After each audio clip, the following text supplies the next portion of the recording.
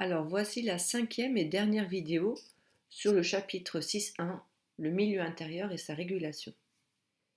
Alors cette dernière vidéo va être consacrée aux xénobiotiques. Alors tout d'abord, vous devez connaître la définition d'un xénobiotique et être capable d'en donner des exemples. Alors vous devez absolument connaître cette définition en regardant comment est construit ce mot. Donc xéno, qui veut dire étranger, et bio, vie.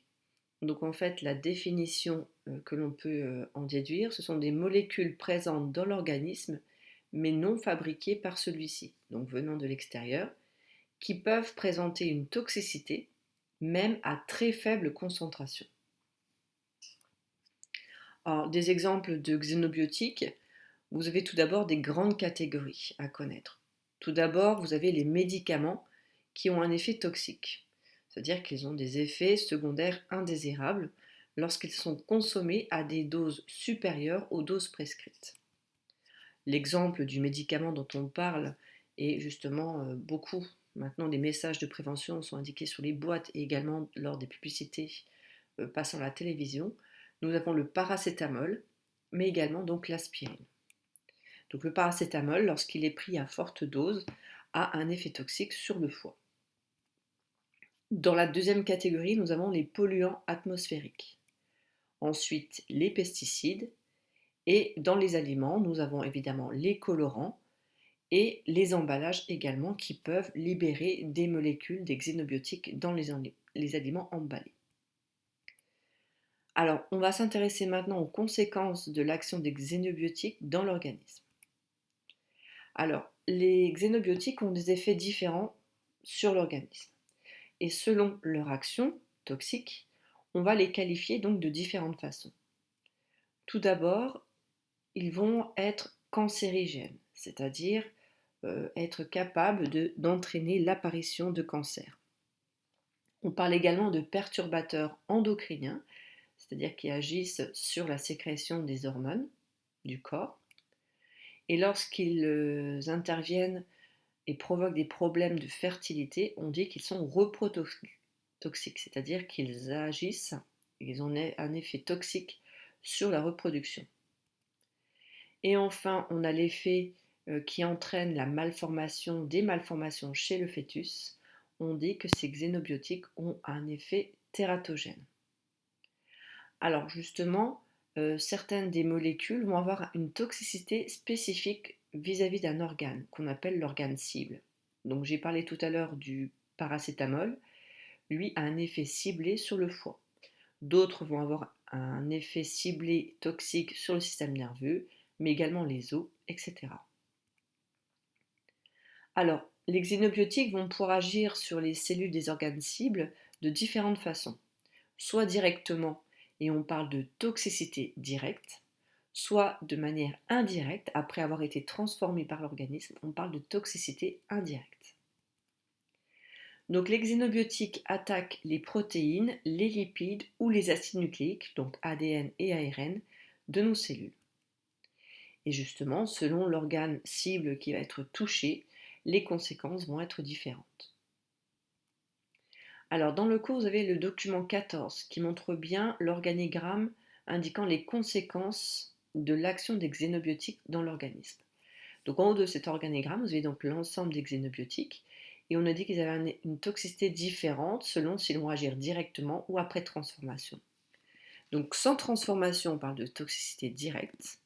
Et avec transformation, c'est-à-dire par exemple il va être modifié au niveau du foie, on dit que la molécule a une toxicité indirecte. On vient de le voir, dans les deux cas, ces xénobiotiques vont attaquer les protéines, les lipides et les acides nucléiques des cellules. Donc les cellules touchées vont être détruites, donc les tissus également détruits. On parle alors de nécrose, qui est donc la mort cellulaire et donc atteinte d'un tissu.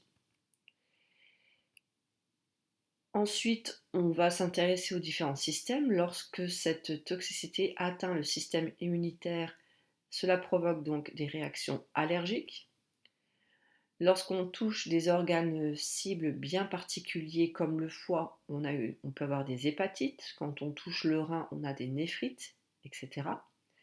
Et on retrouve donc le suffixe ite qui veut dire inflammation. Et enfin, ces molécules peuvent justement atteindre nos gènes en provoquant des mutations. Donc on dit que les xénobiotiques sont des agents mutagènes. Ils peuvent entraîner l'apparition de cancers, mais aussi l'apparition de malformations.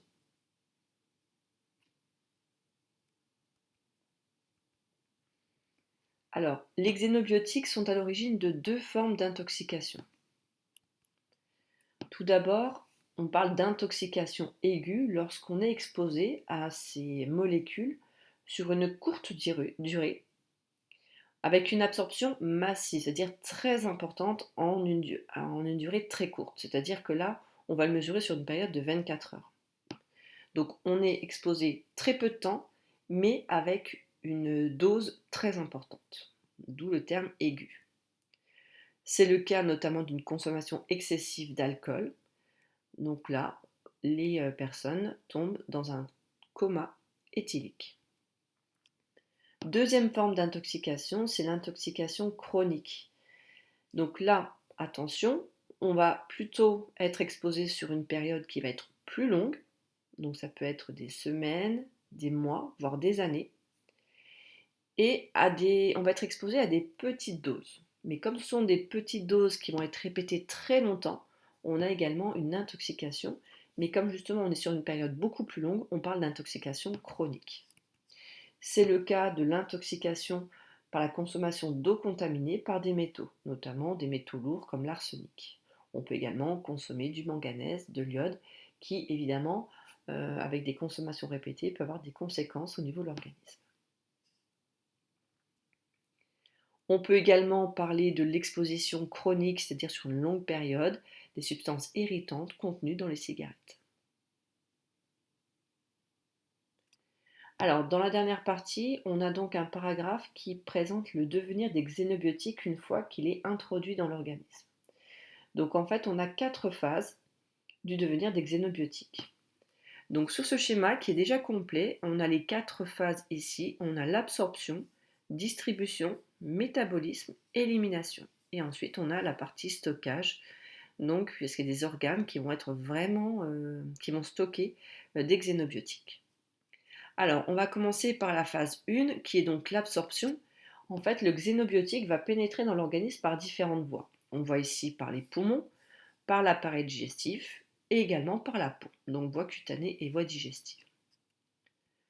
En phase 2, on parle de distribution. C'est qu'à partir de ces organes poumons, tube digestif et peau, les xénobiotiques vont être distribués, puisqu'en fait, ils vont passer dans le sang et donc vont être distribués grâce à l'appareil circulatoire. Donc, les xénobiotiques absorbés vont être répartis dans différents organes et tissus comme les poumons, le foie, l'intestin, rein, etc. grâce à la circulation sanguine mais aussi à la circulation lymphatique. Et comme ces molécules passent dans le sang, cette distribution est très rapide. Les toxiques se trouvent donc notamment concentrés dans les hématies, donc on appelle aussi globules rouges ou érythrocytes. C'est le cas du monoxyde de carbone ou le plomb. On peut les retrouver aussi dans la partie liquide du sang qui est le plasma, pour les protéines comme l'albumine. Ces toxiques vont donc diffuser rapidement vers le compartiment extracellulaire et sont filtrés ensuite par les reins. Donc ensuite, on l'a vu dans la première partie du cours, la distribution dans les liquides interstitiels et intracellulaires va être plus lente.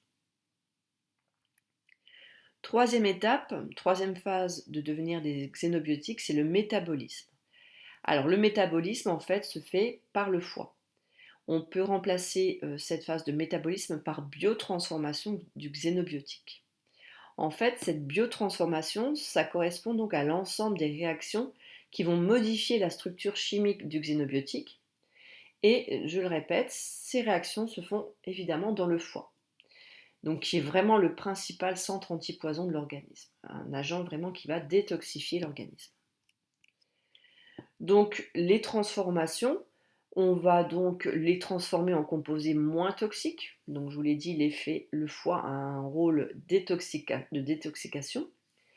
Et il va également les rendre plus solubles pour leur permettre de se retrouver plus facilement éliminés dans les urines. Alors, parfois, Quand on a transformé ces xénobiotiques, on peut avoir des composés plus toxiques. Et certains vont être éliminés dans les urines, d'autres non.